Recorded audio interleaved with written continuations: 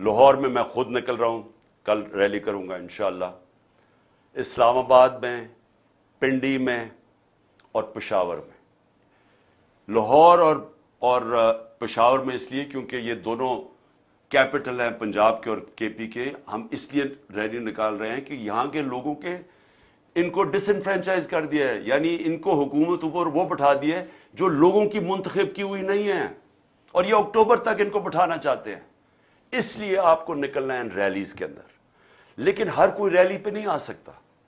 तो मैंने एक और सारे पाकिस्तान के लिए अब अपील कर रहा हूं। हम आपको पॉइंट्स देंगे सारे पाकिस्तान में।